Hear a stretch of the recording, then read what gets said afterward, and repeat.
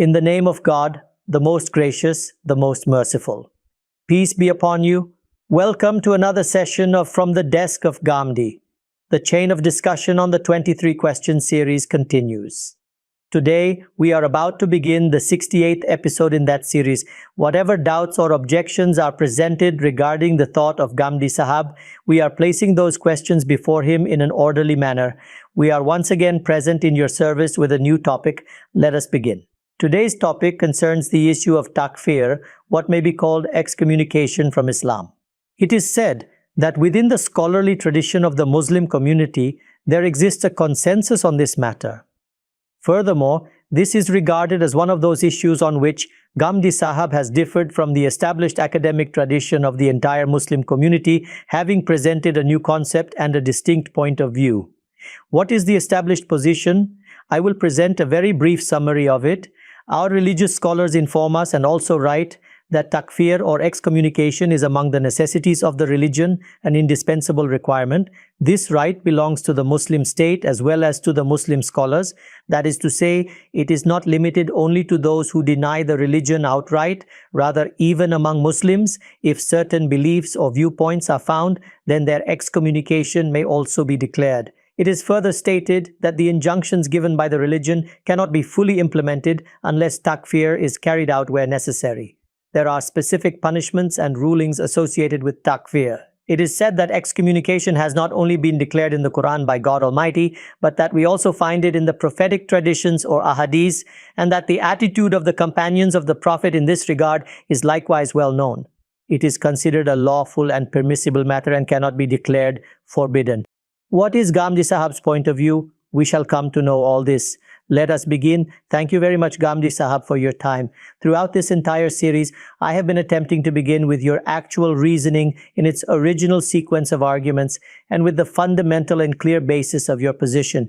In this first stage, we start from there, and then one by one, we will address the secondary doubts, whether those are based on the Quran, the prophetic traditions, or the clear axioms of reason. First of all, I would like to know from you this entire issue of takfir. Until now, we have not heard any detailed discussion from you on it. Please explain it to us and take us along on this scholarly journey. Tell us what conclusions you have drawn, what intellectual journey lies behind them, and what epistemology underpins your position. What is your understanding of it? And the criticisms that are made, I will present those to you one by one. In your opinion, what exactly is takfir? Where do the roots of this problem lie? And what is the foundation of your argument? In the religion of God, the acts that are regarded as the gravest deviations, you are aware, are only two. One is shirk, or associating partners with God, and the other is kufr, or denial or disbelief. Both shirk and kufr are common words in the Arabic language. Shirk implies that we make someone a partner in something. As for kufr, if we examine it from a lexical perspective, it means to deny. It also carries various other meanings.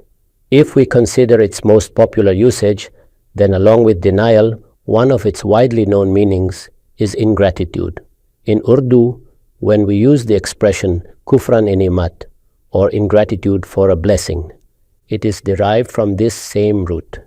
In the Quran, which is in the Arabic language, this word has been used in its lexical meanings as well. For example, note that the Quran states, "Imma shakiran wa imma kafuran." Either he may be grateful or he may be ungrateful. Here, the word is used in one of its lexical senses. The same root, kufr, is present here. That is, this word originates from that very root. In addition, you will observe that in the Quran, the word is also used simply in the sense of denial, what we in Urdu would call denial, where a specifically religious connotation is not necessarily implied in that manner. For example, وَمَنْ يَكْفُرْ بِالطَّاغُوتِ, and whoever rejects the false deity or tagut. Here, obviously, kufr becomes part of the requirements of faith. That is, something which, in the religious sphere, may otherwise be considered a grave deviation becomes praiseworthy here because of its lexical application. Right. There is no end to such usages of words. However, the Quran has also employed this word in a technical sense and has transformed it into a terminological expression. Therefore, it becomes necessary to understand that when these words have acquired technical meanings, what is implied by shirk in its terminological sense, and what is implied by kufr in its terminological sense. If you examine the matter in light of the Quran, shirk means that we regard someone as God, or that we ascribe to God some other entity, or that we consider someone a partner with him in his creation or in his authority. Khalaq refers to the act of creation that has occurred in this universe. Amr refers to the governance of the universe beyond mere physical laws of cause and effect, how it is being directed beyond the apparent physical world. The Quran has stated, "Ala lahul khalqu wal amr." Indeed, to him belongs the creation and the command. This, in simple terms, is the definition of shirk. Now, when we look at kufr in the light of the Quran and see how it becomes a technical term, it implies that God Almighty has instilled within the human being a form of guidance, something with which he is born. However, for its elaboration, clarification, and determination of its finer details, so that it may be disciplined and systematized, God Almighty has revealed its specifics through his prophets. Therefore, the revealed religion brought by God's prophets, if a person refuses to accept it, even partially, then the word kufr applies. So first, shirk and kufr must be understood as terminological expressions. After this, let us proceed further and consider that when we say a certain matter involves shirk, or that shirk has occurred in such and such a case, or that a particular action or viewpoint contains elements of shirk, or that it may be termed shirk, or when we say that something is outright kufr, that a fundamental truth has been denied, or that one of the essential requirements of faith has been rejected. In all such instances, what we are actually doing is commenting upon a particular belief, angle, or doctrinal position. And we do this frequently. When the religion is taught, it becomes necessary to clarify. This is faith, this is the requirement of faith, this is Islam, these are the foundational tenets of Islam. Similarly, in such and such a matter, shirk applies, in such and such a matter, kufr applies. Thus, these two terms occur in our general discourse. As I was saying, when we go beyond this, we discover that in the Quran, these terms have been used in multiple ways in their terminological sense. At present, shirk is not our topic. We shall confine our discussion to kufr. If you examine the Quran, you will find two broad usages. One usage is that the Quran employs the words kufr and kafir. Obviously, kufr is the noun, and one who commits kufr is a kafir. Thus, in dozens of places, the Quran explains what kufr is and who a kafir is. So it explains this itself. Yes. There, the purpose is not to issue a verdict regarding a particular person or group. Rather, a principle is being clarified. For example, the Quran tells us that if a person denies the existence of God, that is kufr. It tells us that when a group raises Jesus, peace be upon him, to a level comparable to God Almighty, or elevates him to the rank of God and begins to worship him, or believes in a physical or corporeal conception of God's being, then this constitutes kufr. Thus, what is happening here? Through application, just as is the general method of revealed scriptures, it is being explained what actually constitutes kufr. Similarly, by using the word kafirun, or disbelievers, the Quran explains which matters render a person a kafir in the sight of God. When we become believers, we are believers in the sight of God. And when we become disbelievers, we are disbelievers before God. A very profound expression has been used, وَمَنْ لَمْ يَحْكُمْ بِمَا أَنزَلَ اللَّهُ فَأُولَٰئِكَ هُمُ الْكَافِرُونَ. Whoever does not judge according to what God has revealed, such people are the disbelievers. Here it is being stated that anyone who does not judge in accordance with the laws revealed by God, upon him the term kufr applies. He would be called a kafir. This has been done by the Quran not in one or two places, but in dozens of instances. Just as the term shirk has been used in various contexts, Even to describe certain attitudes that may amount to associating partners, so too all aspects of kufr have been elaborated. This is one dimension of the matter. This dimension forms the foundation of religious invitation, or dawah, in our religion. When we present the religion of God to the world, what role does a scholar play?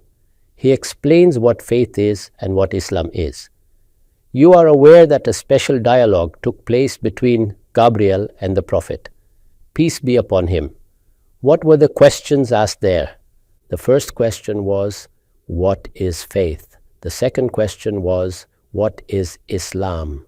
Obviously, if we are to explain what Islam and faith are, then we must also explain their opposites, what kufr and shirk are in contrast to faith. Likewise, we must clarify what stands in opposition to Islam. When we explain all this, we are essentially engaging in religious invitation, teaching, training, clarification, and warning. As I said, this has occurred on a large scale in the Quran itself. At numerous places, in dozens of passages, it has been clarified that such and such is kufr, and that only a kafir would adopt such positions. If you turn to the prophetic traditions, you will find the same terminology used in many places. It will be stated that a Muslim cannot commit such an act. To perform such an action is contrary to Islam. If someone does so, it implies that he has transgressed the boundaries of the religion. All such expressions are found. However, when we say that a particular individual is a kafir, or that a specific group is a kafir, or that so-and-so person is a mushrik, one who associates partners with God, or that a certain group is mushrik, then the matter no longer remains confined merely to the invitation and exposition of religion. This in reality amounts to issuing a verdict regarding an individual. A few simple examples will clarify the matter. When you ask, what is theft? I will explain to you that this or that action constitutes theft. The term theft applies to such and such an act. When it is asked, what is fornication? I will explain in detail that the term adultery, according to the language or according to any legal definition that may have been formulated, applies to a particular act when it is committed in a specified manner. Similarly, I will state that one who commits adultery is an adulterer. One who steals is a thief. One who commits robbery is a robber.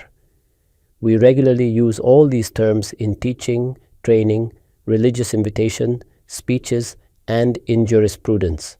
Right? However, when we say that Zaid or Bakr is a thief, or that a certain group are adulterers, or that a particular person is an adulterer, what are we doing at that point? We are in fact applying our conceptual definition to the action of a specific individual. Therefore, as I mentioned earlier, just as the Quran has clarified in multiple places what kufr is and who is called a kafir, it has also applied this word to various addressees and groups. It has done so in reference to the people of the book as well as the polytheists. It has been used both in the form of a verb and as an adjective. However, when you carefully examine those occasions, you will see that these terms are used only for those who themselves bear witness to their kufr and confess to it. That is, it portrays their outwardly declared position. Precisely. It is exactly like a thief coming to us and confessing that he is a thief. Now you have full right to say that he is a thief. You may even announce that the thief himself came and told me so. The robber came and informed me of it. Since he has confessed, the matter falls into the legal domain. If a person appears before a court and confesses to his crime, then the judicial process is limited to recording that confession. Thereafter, the sentence may be pronounced. At that point, he ceases to be merely an accused. Consider the case of adultery. We have been instructed that we should not accuse anyone of adultery. If we come across such a situation, we should try to conceal it. If we do otherwise, we ourselves become liable for the crime of false accusation, or kazef, and in such a case we are required to produce 4 witnesses. However, there were individuals who presented themselves before the Prophet, peace be upon him, and confessed to having committed adultery. In such a situation, why would 4 witnesses be required? Therefore, to say about them that they committed adultery. No one can be prevented from stating this, nor does it constitute a crime. It is simply a statement of their own confession. Thus, when the Quran declares that a certain act is kufr, or that performing a certain action is the act of a kafir, this is merely a description of the religion. All of us do this. No one can object to it. The entire intellectual tradition of the Muslims has engaged in this task. Since faith must be explained, its contrast must also be clarified. However, when we apply this designation to a particular group or individual, 2 conditions become necessary. First, that the person or group themselves acknowledge it, accept it as their own position. After that, we bear no further responsibility. If I call myself a Muslim, then there is no need to test or examine my Islam. Once I have declared myself a Muslim, you will accept me as a Muslim. The same principle has been stated in the Quran if, on some occasion, such as during an expedition, a person appears and says, "Peace be upon you," which is a sign of Islam, then you must accept it and not say to him, "Lasta mu'minan," you are not a believer. This has been stated in Surah Al-Nisa. Therefore, when I express my faith, you accept it. That is the first situation. Similarly, when I express my kufr, if I say that I am not going to accept your belief regarding prophethood, or I deny it, or in Arabic I state that I am a kafir of what you are presenting, any such expression will amount to my confession. It is a statement about myself. Therefore, when the Quran addresses a group as kafir, or reports their statement as the statement of a kafir, who are those people? They are those who themselves have confessed to their kufr. They have stepped forward and declared themselves to be kafirs. In such cases, the Quran has not issued an independent verdict. If they were to deny it, then the question would arise. If a thief denies the charge, on what principle will we call him a thief? But where have they admitted that they are kafirs? That is precisely what I am about to explain. All right. The purpose of this entire introduction was first to understand the terminological meaning of the word kufr in the Quran. What is meant by the term shirk?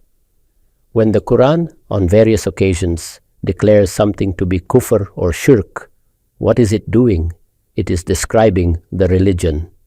And when it refers to different groups, whether at the beginning of its mission or at its conclusion, and uses these terms, we will see from the Quran itself that in the preaching of all the prophets, it was the leaders, the arrogant elites, the chiefs of their communities, who themselves took the initiative to proclaim, "We are kafirs," and then the Quran refers to them accordingly. Thus, they are self-confessed offenders whom the Quran addresses as kafir. Now I will present to you one by one those passages from the Quran. Ghamidi Sahab, before you present the Quranic verses, a question arises. It might also occur logically to others. You have clearly distinguished between the literal meaning and the technical terminological meaning of the word, and you have said that both are used in the Quran. The question is, how do we know on a given occasion that the Quran is using the terminological meaning of kafir? Nowhere does the Quran explicitly state that here the literal meaning is not intended, but rather the technical meaning. How are we to determine which meaning applies in which context? There is no difficulty in this. We determine meanings for all words in the same way. The technical meaning is also part of the lexicon. It is not excluded from it. For example, the word used in the Quran for ritual prayer is salah. The word salah in Arabic stands for supplication, turning towards God and invoking His blessings. It is used in several meanings. When it is used for the prescribed ritual prayer, and when it has become a technical term, we understand that from the context and background. All scholars do this. I am not unique in this approach. Everyone explains where the word kufr is being used in its technical sense and where it is being used in its literal sense. I just gave you an example. When it was said, "Man yakfur bit-tagut," whoever rejects the false deity. Obviously, the kufr that the Quran describes as the gravest deviation is not intended here in that technical sense. Here it is used in a praiseworthy context. Thus, even in ordinary Arabic speech, we use this word. If I want to say that a certain person does not even accept that the earth revolves around the sun, he denies it, rejects it, then we may use the word kafir for him in that context without hesitation. Here the subject matter itself makes it clear that the word is being used in its literal sense. When it is brought into its technical usage, the nature of the discussion itself clarifies that as well. These distinctions become evident on their own. Now let us turn to Surah Al-A'raf. The verses I am going to recite begin from verse 75. قال الملأ الذين استكبروا من قومه للذين استضعفوا لمن آمن منهم أتعلمون أن صالحا مرسل من ربه قالوا إنا بما أرسل به مؤمنون. The leaders of his people who were arrogant said to those who were considered weak, those who had believed among them, "Do you know that Salih has been sent by his Lord?" They replied, "Indeed, we believe in that with which he has been sent." Observe the situation. On one side are the weak who have accepted faith. On the other side are the leaders, the elders of the nation. They ask mockingly, "Do you really think that Salih has been sent by his Lord?" The weak reply, "Inna bima ursila bihi mu'minun." We are believers in that with which he has been sent. The same terminology is used here that we use for faith. If I am asked, I say, I am a believer in the Prophet, peace be upon him. I am a believer in the prophets. What did they say? They declared that they were believers in the message with which Salih had come. In response, قَالَ الَّذِينَ اسْتَكْبَرُوا إِنَّا بِالَّذِي آمَنْتُمْ بِهِ كَافِرُونَ. The arrogant said, "Indeed, we disbelieve in that in which you believe." Here, what words did they themselves use? "Inna billadhi amantum bihi kafirun." We are disbelievers in that in which you have believed. They themselves declared that they are kafirs with regard to it. Yes, they said, we are disbelievers in it. Thus, when the Quran uses the word kafir for these nations, for their leaders and chiefs, it is doing so because they themselves proclaimed that they were disbelievers. They are self-confessed in their kufr. They openly declared that the message brought by the Prophet, we categorically reject it. Let us proceed further. Now consider Surah Ibrahim, beginning from verse 9. أَلَمْ يَأْتِكُمْ نَبَأُ الَّذِينَ مِنْ قَبْلِكُمْ قَوْمِ نُوحٍ وَعَادٍ وَثَمُودٍ وَالَّذِينَ مِنْ بَعْدِهِمْ لَا يَعْلَمُهُمْ إِلَّا اللَّهُ جَاءَتْهُمْ رُسُلُهُم بِالْبَيِّنَاتِ فَرَدُّوا أَيْدِيَهُمْ فِي أَفْوَاهِهِمْ وَقَالُوا إِنَّا كَفَرْنَا بِمَا أُرْسِلْتُمْ بِهِ وَإِنَّا لَفِي شَكٍّ مِّمَّا تَدْعُونَنَا إِلَيْهِ مُرِيبٍ. Has there not reached you the news of those before you, the people of Noah and Ad and Thamud and those after them? None knows them except God. Their messengers came to them with clear signs, but they placed their hands in their mouths and said, "Indeed, we disbelieve in that with which you have been sent, and we are in grave doubt concerning that to which you call us." Observe that the reference is to the prophets of God who came before. Has there not reached you the news of those before you, the people of Noah and Ad and Thamud and those after them? That is, the mention of all those prophets has been made. No one knows them fully except God. All those prophets about whom you may not even be aware, I am speaking about all of them. This has been stated by God Almighty. No one knows them except God. Their messengers, that is, the prophets sent to those nations, the various nations that existed throughout the world, their messengers brought them clear proofs, but they placed their hands over their mouths to silence them. That is, they refused to listen to them. And they said, "Indeed, we disbelieve in that with which you have been sent." What were their exact words? "Inna kafarna bima ursiltum bih." The same term kufr is used here. We have committed kufr regarding that with which you have been sent. They themselves confessed it. Yes, they confessed it themselves. We disbelieve in that, and indeed concerning that to which you invite us, we are in troubling doubt. Thus, here there is an explicit confession of both their doubt and their kufr. Both matters have been stated plainly and without hesitation. Therefore, They themselves admitted that they are kafir, that they have adopted kufr in place of religion. On one side are the mu'min who express faith in the Prophet. On the other side are we who deny the Prophet's call or dawah. As we say in Urdu, munkir, and in Arabic, kafir. Inna bima ursiltum bihi kafirun. This has been clearly stated. After this comes Surah Fusilat or Hamim as-Sajdah. I shall read the verses beginning from verse 13. فَإِنْ أَعْرَضُوا فَقُلْ أَنذَرْتُكُمْ صَاعِقَةً مِثْلَ صَاعِقَةِ عَادٍ وَثَمُودَ وَإِذْ جَاءَتْهُمُ الرُّسُلُ مِنْ بَيْنِ أَيْدِيهِمْ وَمِنْ خَلْفِهِمْ أَلَّا تَعْبُدُوا إِلَّا اللَّهَ قَالُوا لَوْ شَاءَ رَبُّنَا لَأَنزَلَ مَلَائِكَةً فَإِنَّا بِمَا أُرْسِلْتُمْ بِهِ كَافِرُونَ. The translation is, but if they turn away, that is, the Prophet is conveying the dawah and they avoid him, then say, I warn you of a thunderbolt, like the thunderbolt that struck Ad and Thamud. This is being said to the Prophet of God, that he must inform them. You too are denying a prophet. You too are rejecting a prophet's mission. You too are falsifying a messenger. Therefore, the consequences that befell those who denied a prophet, I warn you of the same. When the messengers came to them, from before them and from behind them, meaning the dawah was presented to them from every direction so that they might understand from all perspectives, saying, worship none but God. This is the essence of their dawah. They said, had our Lord so willed, he would have sent down angels. How is it that you stand among us? Now listen to their reply. So indeed, we disbelieve in that with which you have been sent. We are kafir of the message with which you have been sent. What were the original words? فَإِنَّا بِمَا أُرْسِلْتُمْ بِهِ كَافِرُونَ. Notice here too, they themselves are confessing that they are kafir regarding that message.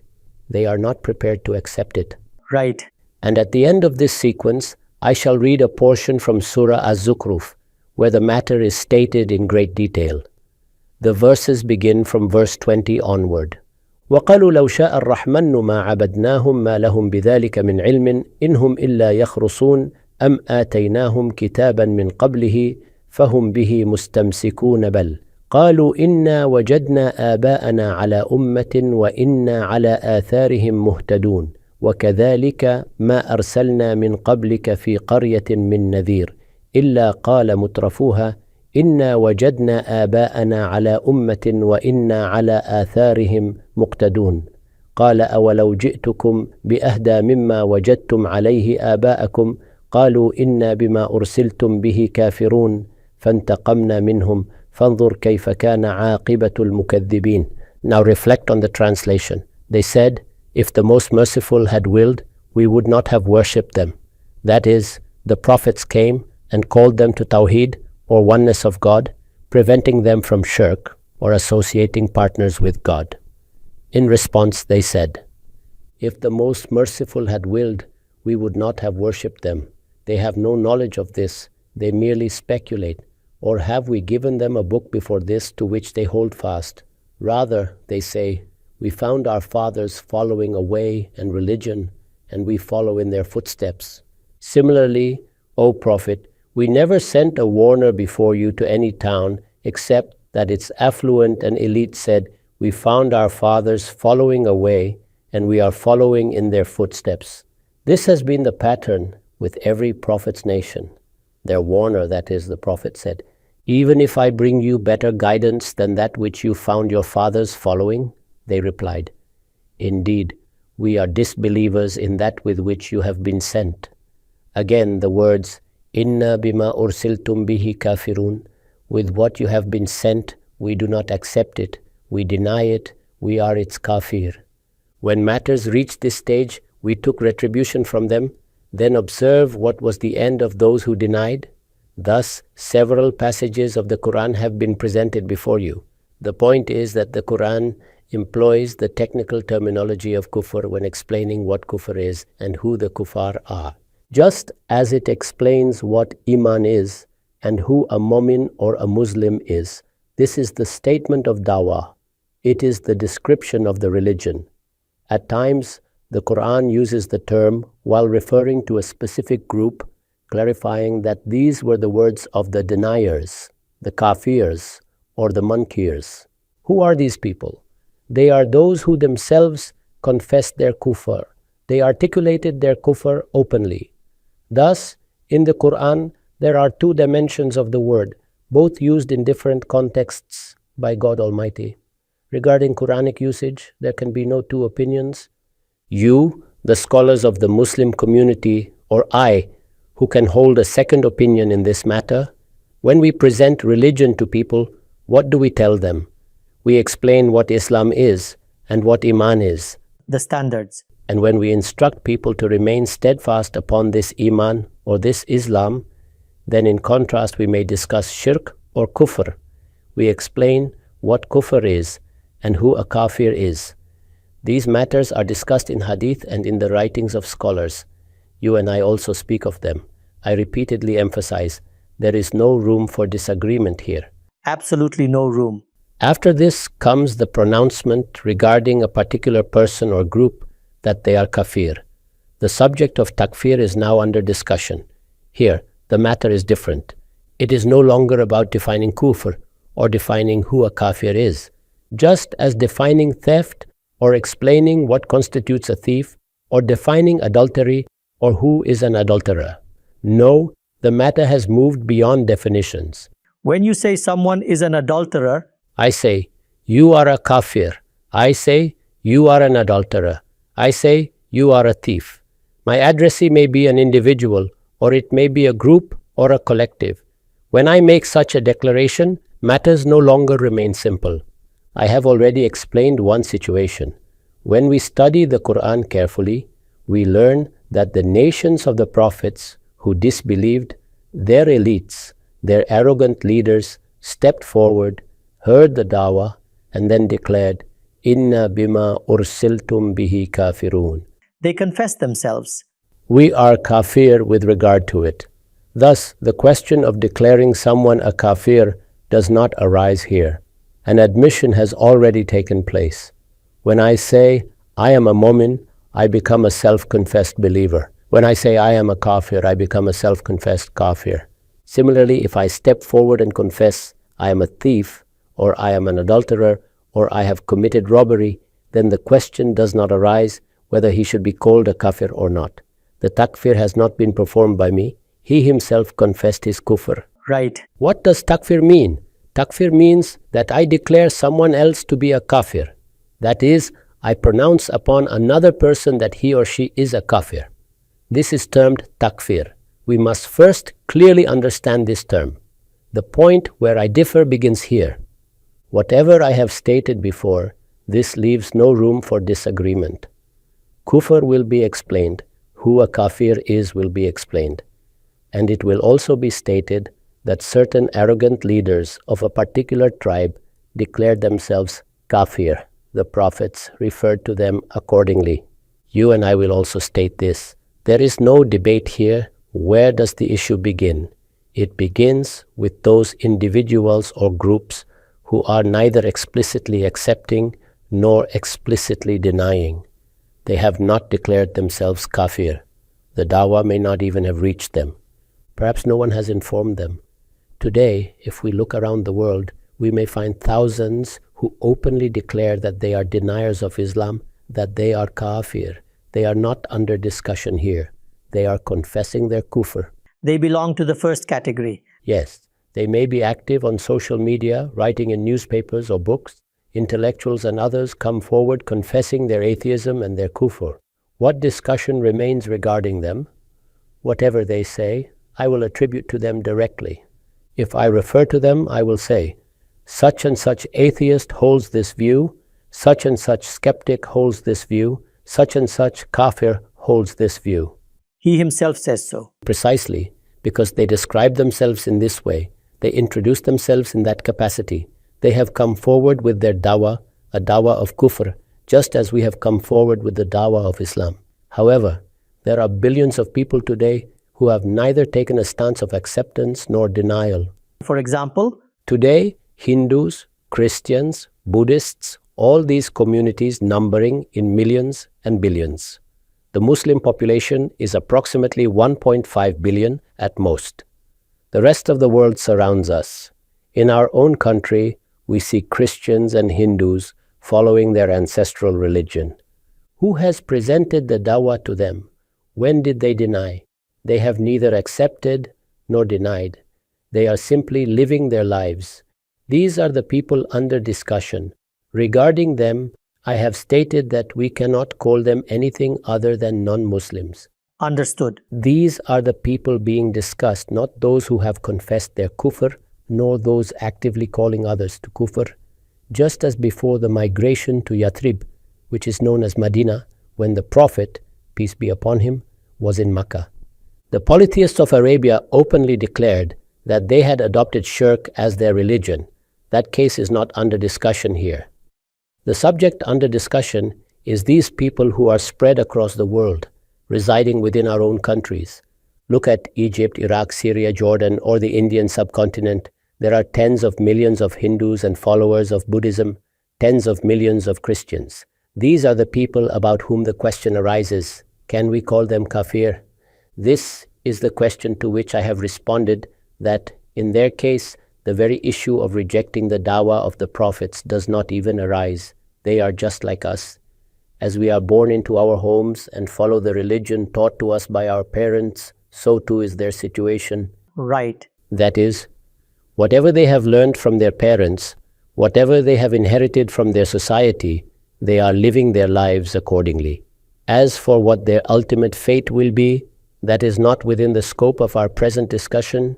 What should we call them? Have they stepped forward to declare Iman? They have not. Therefore, we cannot call them Mu'min. We cannot declare them Muslims. Have they stepped forward and explicitly rejected our religion and the prophets? No. Therefore, we cannot call them kafir either. Practically speaking, if they have not accepted it, then that is the reality. Practically, everyone stands at the same level. We too are practically rejecting many things. Thus, I explained to you that the moment a person comes forward and proclaims, I have committed kufr, at that point he himself confesses to his crime. He himself acknowledges his sin or his creed. Until then, he has not adopted either of the two positions explicitly. When will this question arise? It arises when we approach them with dawah. When did the prophets raise this issue? When they had presented their dawah, when they conveyed the message, when they clarified their position. When the message was presented, their followers declared, we have accepted Iman, we are Mu'min. In response, the arrogant among them said, we are kafir, deniers of what they have brought. The point is absolutely clear. Yes, it is there that the line of demarcation is drawn in the clearest terms. Here, however, countless people are simply the audience of our dawah. We are to communicate the religion to them. We are to convey the book of God to them. We are to present the message of God to them. We will explain to them what kufr is. We will explain to them what Iman is. We will tell them who is called a kafir. We will teach them who is a mu'min. Our relationship with them is one of dawah. We cannot adopt the path of takfir regarding them. Let me now clarify the exact point I am making and the extent of my position. I will read to you my own words. This is from my book Maqamat, in an article titled Muslim and Non-Muslim. I have written, other than Islam, the followers of all other religions are called non-Muslims. That is, we constitute a distinct community in the world. All of us, regardless of whether we are righteous or sinful, are called Muslims. Who then are those other than us, those who are not Muslims? Other than the followers of Islam, the adherents of all religions are called non-Muslims.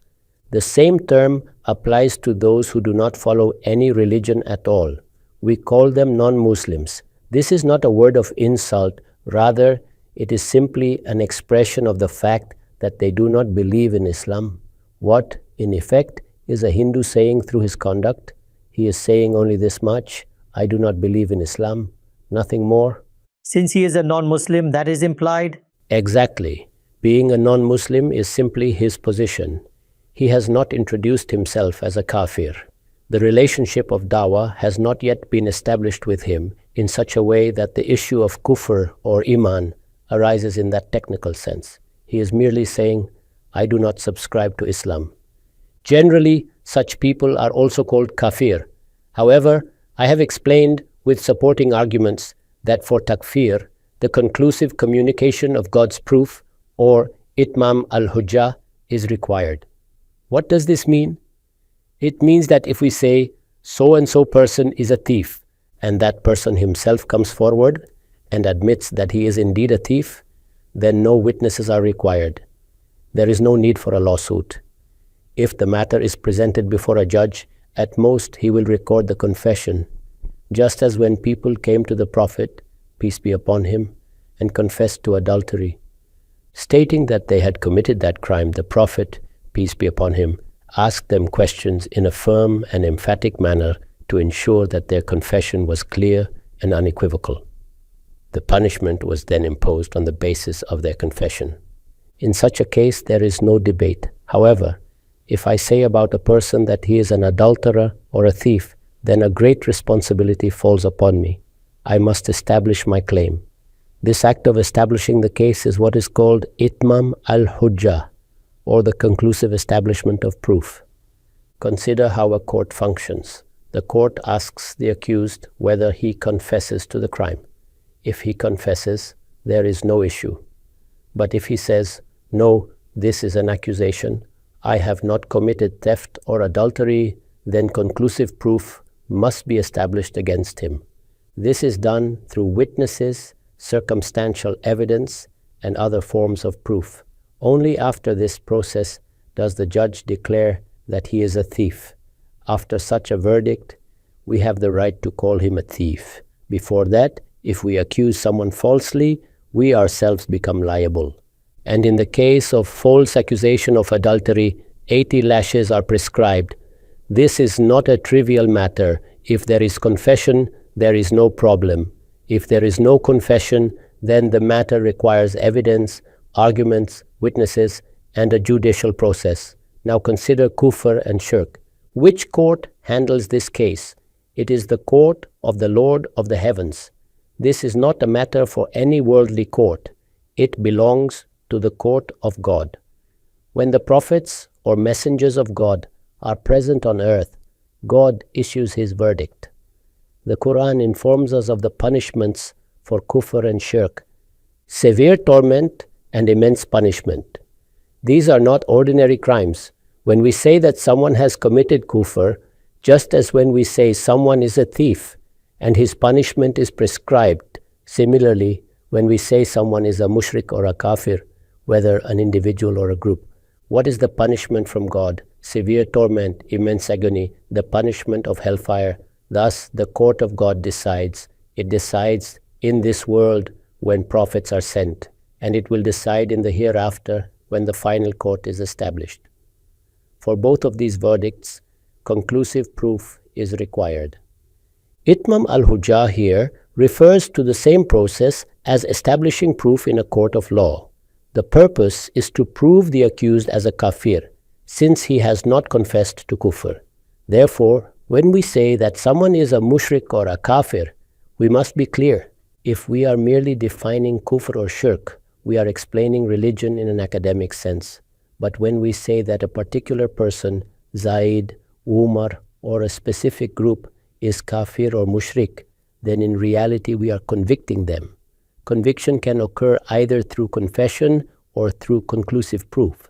Just as in worldly crimes such as theft or adultery, conclusive proof is established in a court, similarly in matters of kufr and shirk. Conclusive proof was established by the prophets of God. When the prophets established that proof, punishment was implemented in this world, and declarations were made concerning those groups as kafir and mushrik.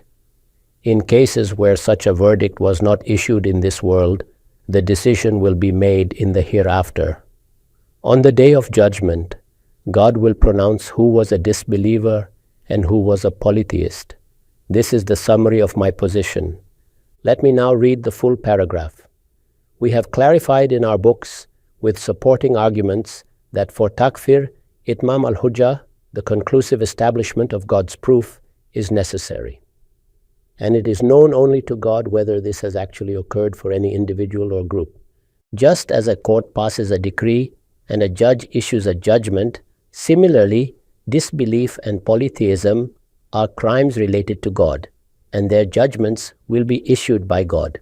Only then may someone truly be declared a disbeliever.